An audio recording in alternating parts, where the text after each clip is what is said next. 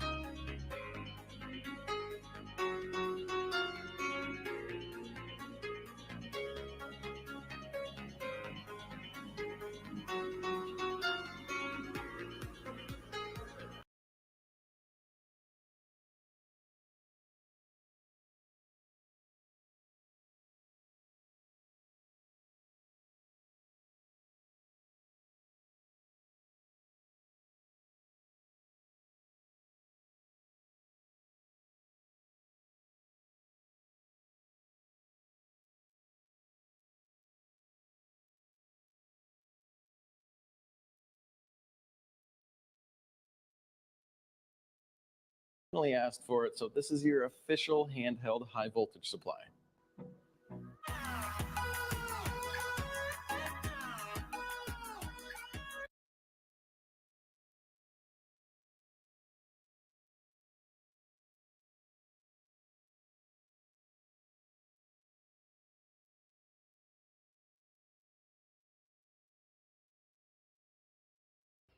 So we're settling out somewhere around 13 something.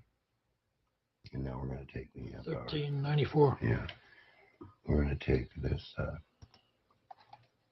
now we're going to discharge it back at 1 amp hour, and we'll call this test 5. And now we'll have a completely different discharge curve because we brought the battery up higher yet.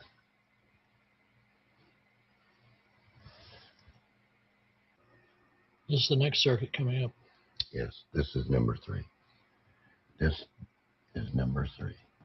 This is comparator discharge. So we're going to use the comparator and we're going to discharge.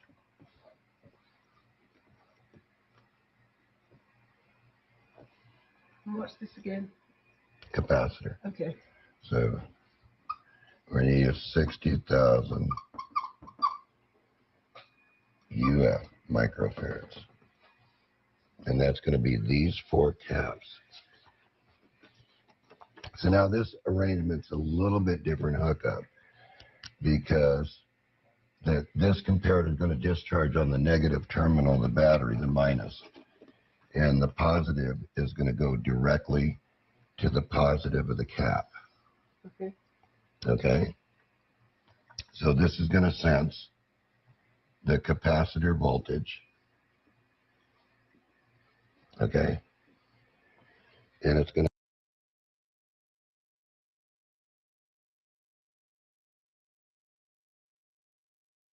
to tell this when to discharge, and what you're going to see here is it blink a green light. And it's going to be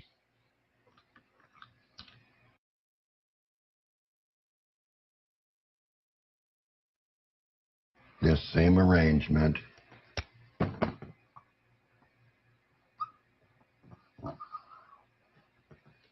with the diode in line here. So what we're going to do,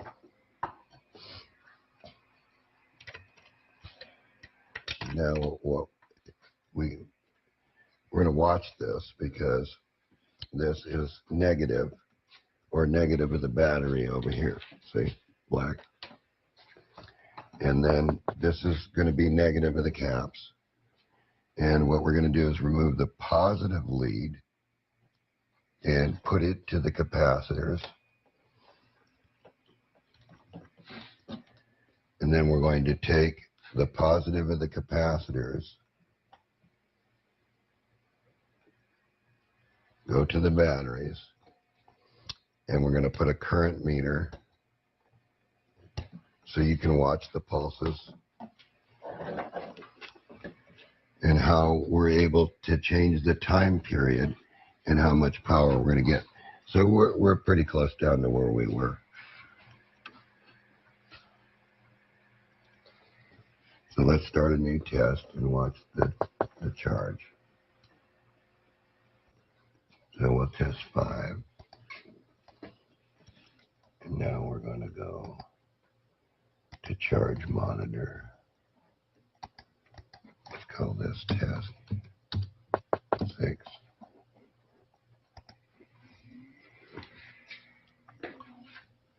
And this is where our battery settled in. Mm-hmm. Okay.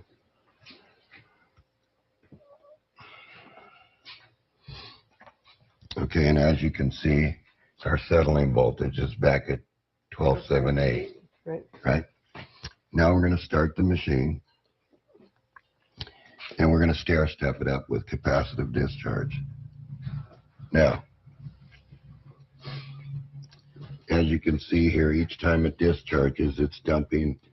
The meter's slow, so it's actually more than that, but that's meter's showing us about 3. Now watch. And look at the charge curve. Yeah. What are you seeing, Tony? Stair steps. Okay, now watch me change the rate.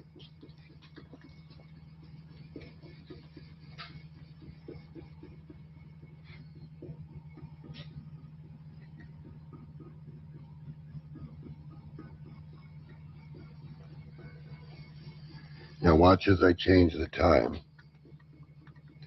to like lower seconds. As I build up more charge, I build up more current. See it?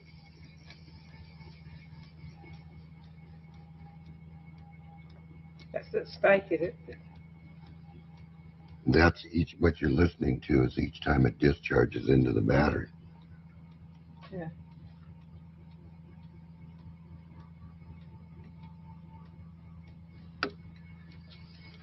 Now look at, Oh, yeah.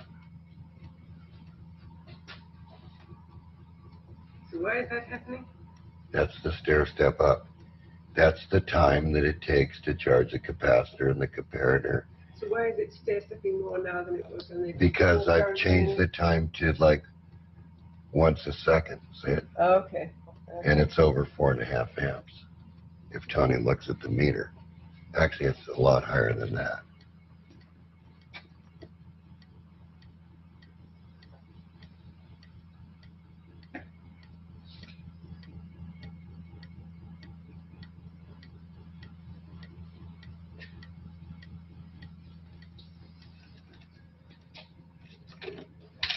So, once again, by viewing this, right, we'll let this run till it gets to 15. And we're stair stepping it up, but that's about once a second. Yeah. And so the machine is charging 60,000 microfarads of capacitance. It's not growling, you say? No, no, it's relieved of all that. Yeah. Of all the stress. Is this 3 or 4 now? Which one? We're on 3. Still, are we? Okay. It's suddenly climbing up rapidly. Yes.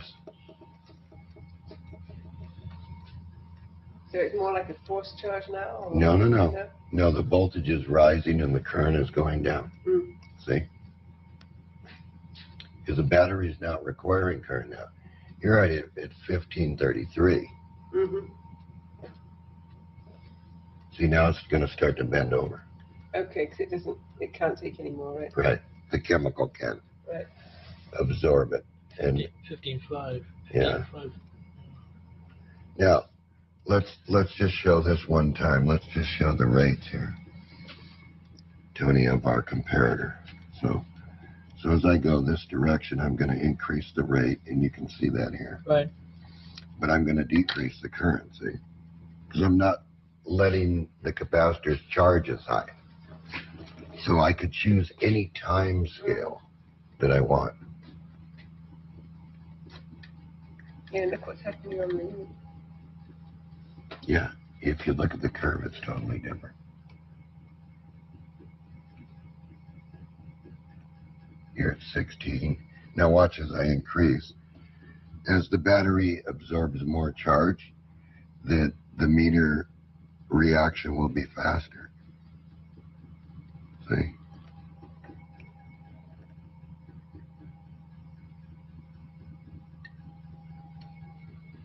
See how fast it's going? Yeah. Yeah. Now, if you remove the diode from this,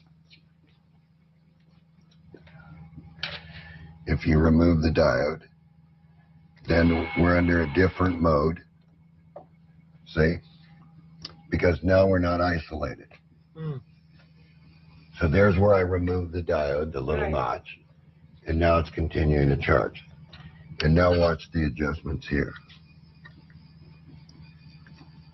See, I can hold it steady at 1.25 amps, Yeah.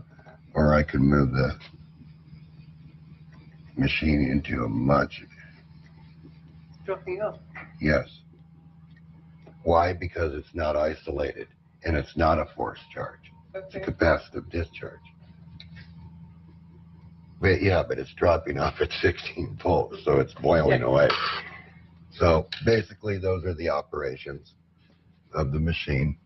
And once again, I want to point out to you that with that device, you can choose wherever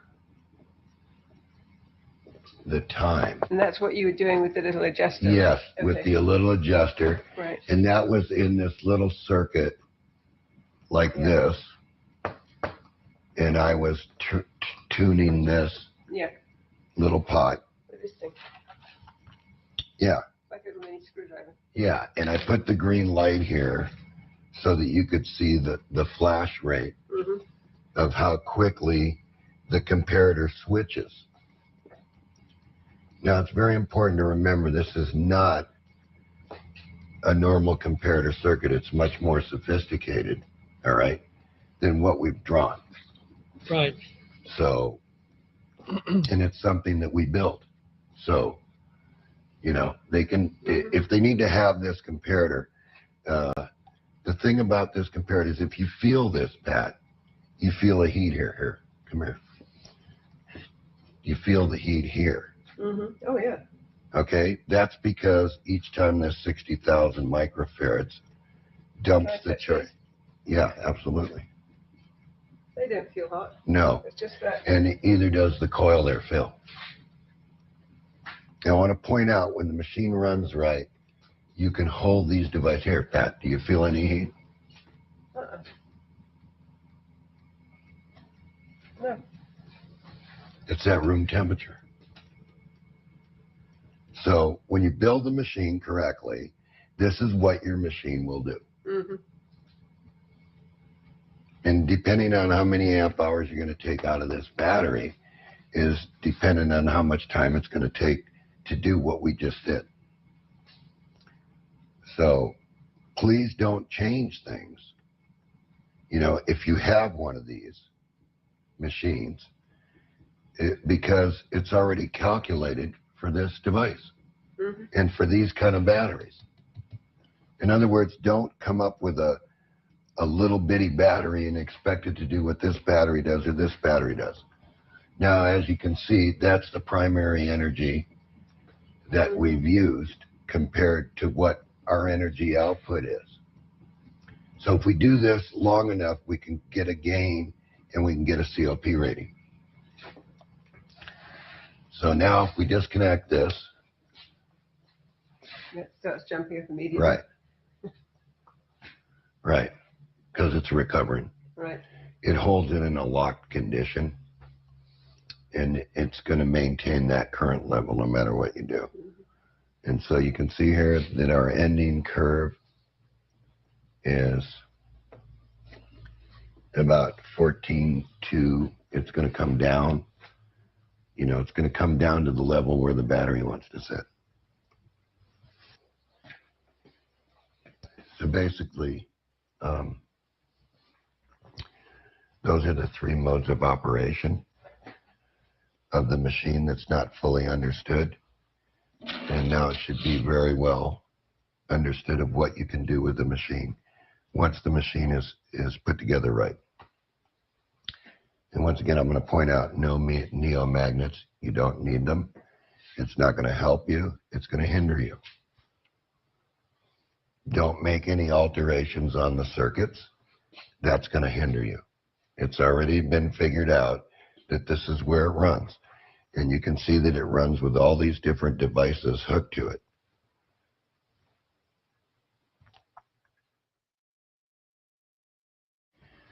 What I thought I would do is recap all these circuits. And starting with the simplest SG, and basically this number one circuit was the original schoolgirl motor, with the exception that the recovery diode and the secondary battery was not there. Okay. So basically this is exactly what all the circuitry was that was in her little motor. The only exception being that she used a small signal device transistor, a 2N5885, instead of the bigger power transistor. And in the second circuit, which has never been a part of the projects from the original SG circuits that are on YouTube. So all variations of the SG circuits on YouTube are nothing more than this circuit here. Okay. The very first circuit as you've seen it draw, as it's drawn right here. All right. Now, one thing to point out is this circuit has never been shown until now. That's the forced charge circuit. That's the forced charge circuit. And this circuit has really never been drawn or shown, or the values ever shown till now. In other words, the comparator circuit is a totally different circuit. The way I build it, there is a company building one, which is licensed by me. Okay. And if you have to run a comparator circuit, then I would suggest that you start out with this basic controller that's built by Eric and Tom Childs and John Korn, because this is going to allow you to do a lot of different things that will allow you to protect it. It will allow you to try many different experiments, and plus the circuit's given to you. Okay. So if you burned it out or did something, like, you could repair it. My circuit, I'm going to tell you right now, that is basically a heavy duty circuit, and I'll just grab it and basically bring it into view here. And in the one that Energetics built, there is no protection because we don't want any protection in it. But the only reason that we haven't released it yet is there's not an understanding of how to work with this circuit yet. Okay. And this is what I'm trying to bring out here, of what has to be done. So this is the same as this one here? Well, this is the same as what we're using right now, right? And the only difference being is there's 4 large capacitors, 15,000 microfarads each, and they're in parallel for a total of 60,000 microfarads, which is a lot at 80 volts, if you bring it up to 80 volts. And so, of course, you see 5 FETs at 16 amps each in the back of this comparator. And that's located right here, as we explained it. This curve here allows you to adjust the trigger level at the voltage that you want. So what you're actually adjusting to the secondary battery is the amount of current that the battery is receiving under charge. So that is a much more simple one of these. Yes, this is very simplified compared to what I was just showing you. Yeah, okay. The one that Energetics builds, which you can purchase if you want, is potted, and you adjust it one time to wherever you're going to use it. And it's not made to put a power supply into. It's made just for the SG machine. So last night when you were adjusting this is all going to be potted, so you wouldn't be able to make those minor no, you can make the adjustment. That's left so that you can do that. Okay. I'm just telling you that there's no warranty on it. Yeah. Because we have no control if somebody's going to put a power supply on it. Right. So therefore, there's no guarantee on it. Right. It operates when it leaves here, and what you choose to do with it, you do with it. So you may purchase it from Energetics if you need it. And so basically, these are your 3 circuits. Circuit number 1, Schoolgirl Simplified, Revision A, dual transistors, all the way up to 30, okay, if that's what you need to do. and then the comparator circuit. Now, one thing I'm going to point out to you is these arrows indicate the phase of the device. So everybody knows that you're going to need a positive signal to trigger this transistor on. At that point in time, it's going to pull down because it's inverted here. So down here is drawn a little phase splitter explaining to you a little theory of how this is actually operating. Yeah, okay. And as the coil flips around the other direction, then the discharge occurs and the voltage goes to the battery. However, if you choose to make a massless current, then you would find yourself with a resistor in here, and then you'd be summing this like you see right here. Mm-hmm. And then this would be a delta 0. And what you would see is a signal that's just spikes. Now, point out again, in red, do not use any neomagnets in any of these motors, because if you do that, you're going to saturate this core and you're not going to get the same as what John got here on the bench. Do not make any changes until everything runs. A good starting point is between 680 and 470 ohms on the basis of these transistors. You start there. Okay. Don't go too low and don't go too high, because you want to be in a range where the only adjustments that you're using is exactly what you've seen in the motor on the bench over here, which was a series resistance with the base resistance right here. And you saw my series resistance was 12 ohms.